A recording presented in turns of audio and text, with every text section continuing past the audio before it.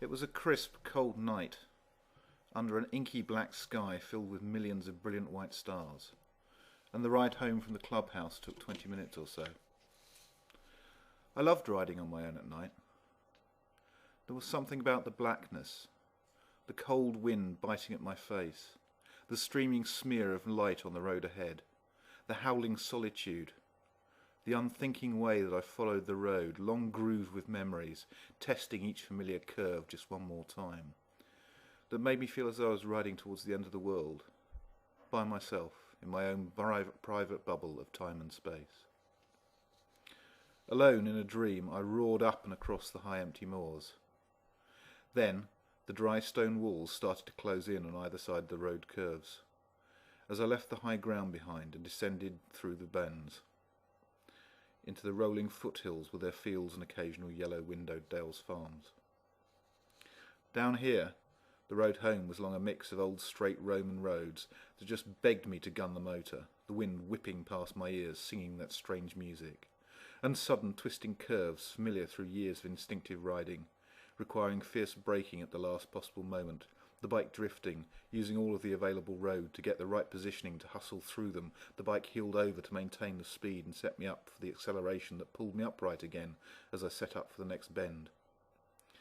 Before the glow of the first street light ahead signalled the start of the final drop, down along the long straight into the valley, the lights of the town opening up before me as the machine and I roared in out of the dark. Like I said, it was the type of riding I always enjoyed. It was very zen somehow.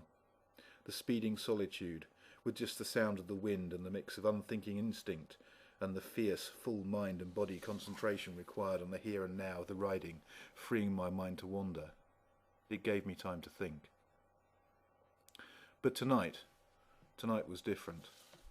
It had been fascinating, sitting back at the clubhouse, to hear and see Tiny our Prez and Baz theirs in operation, and to mull over the differences. All clubs are either dictatorships run by a single dominant individual until such time as someone successfully usurps their rule, or democracies run on the basis of consensus. They always have been, always will be. We in the Legion were a democracy. Certainly the ex-Reavers part was, some other cohorts less so. That was why Tiny had called the meeting tonight. If there was something important to be said, we all needed to hear about it if we were to decide what we, as a club, were going to do. Baz, by contrast, ruled his charter with a rod of iron. A bit like Butcher did with his boys down in Mackhamland. I'd never been surprised that those two got on so well. It was gone 11 when, bike locked up round the side, I walked in through the back door and parked my lid on the table.